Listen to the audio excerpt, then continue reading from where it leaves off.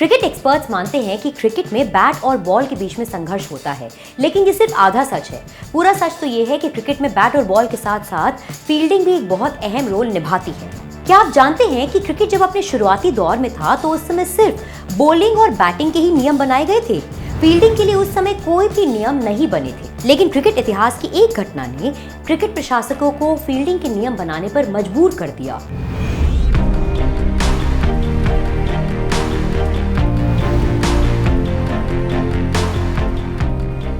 28 नवंबर 1979 के दिन इंग्लैंड और वेस्ट इंडीज के बीच में बेंसन और हेजेज क्रिकेट सीरीज 1979-1980 का दूसरा क्रिकेट मैच चल रहा था। ये मैच सिडनी के मैदान पर खेला जा रहा था और इंग्लैंड ने पहले बैटिंग करते हुए पहली पारी में 211 रन बनाए थे। इस मैच के बीच में बारिश हुई तो टारगेट को बदल दिया गया और वेस्ट इंडीज को 47 ओवर में 199 रन का टारगेट दिया गया। वेस्ट इंडीज को आखिरी ओवर में 10 रन चाहिए थे। इंग्लैंड की ओर से इयान बॉथम गेंदबाजी कर रहे थे और वेस्ट इंडीज ने 5 बॉलों में 7 रन बना ही लिए थे। आखिरी गेंद पर वेस्ट इंडीज को 3 रन की जरूरत थी। इंग्लैंड अपना पहला मैच वेस्ट इंडीज से हार चुका था, इसलिए उसको ये मैच जीतना जरूरी था। इसी वजह से इंग्लैंड के कप्तान ने आखिरी बॉल पर खेल के अंदर ऐसी फील्डिंग लगाई जिसकी वजह से आने वाले सालों में क्रिकेट का पूरा रूप ही बदल गया। इंग्लैंड के कैप्टन माइक ब्रियरली ने चौका या छक्का रोकने के लिए टीम के विकेट कीपर सहित सभी खिलाड़ियों को बाउंड्री पर खड़ा कर दिया। ऐसे हालात में वेस्ट इंडीज या तो दौड़कर आखिरी बॉल पर 3 रन बना सकती थी या फिर वो छक्का मारकर मैच जीत सकते थे। इंग्लैंड के सभी खिलाड़ियों के बाउंड्री पर खड़े होने के कारण वेस्ट इंडीज का बल्लेबाज आखिरी गेंद पर चौका या छक्का नहीं लगा पाया और इसी वजह से इंग्लैंड वो मैच 2 रन से जीत गया। हालांकि इंग्लैंड के कैप्टन द्वारा लगाए गए बाउंड्री पर टीम के सभी खिलाड़ियों का खड़ा होना उस समय फील्डिंग के नियमों का उल्लंघन करना नहीं था, क्योंकि उस समय क्रिकेट में फील्डिंग के नियमों में ये चीज तय नहीं करी गई थी कि कितने खिलाड़ी बाउंड्री पर होने चाहिए और कितने 30 गज के घेरे के अंदर होने चाहिए।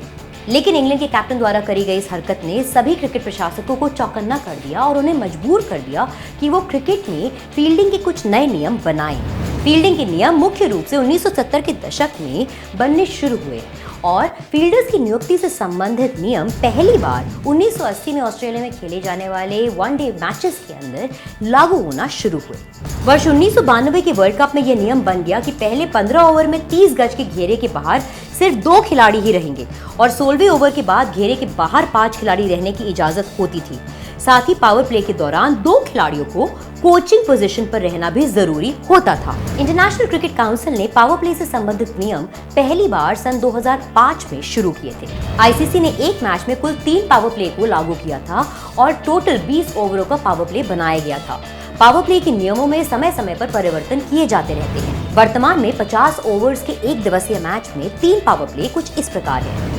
पहला पावर प्ले, ये पावर प्ले 1 से 10 ओवरों के बीच में लागू होता है, जिसमें 30 गज के बाहर केवल 2 खिलाड़ी रह सकते हैं। दूसरा पावर प्ले, ये पावर प्ले 11 से 40 ओवरों के बीच में लागू होता है, जिसमें 30 गज के बाहर केवल 4 खिलाड़ी रह सकते हैं। तीसरा पावर प्ले, ये पावर प्ले 41 से 50 ओवर्स के बीच में लागू होता है, जिसमें 30 गज के बाहर केवल 5 खिलाड़ी रह सकते हैं।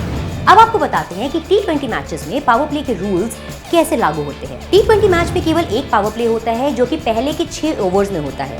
पहले 6 ओवर्स में केवल 2 खिलाड़ी 30 गज के घेरे के बाहर रह सकते हैं। बाकी के 14 ओवर्स में 5 खिलाड़ी 30 गज के घेरे के बाहर रह सकते हैं। ये तो थी कुछ इंटरेस्टिंग जानकारी आपको बताने के लिए कि क्रिकेट में फील्डिंग के नियम कब और कैसे बने।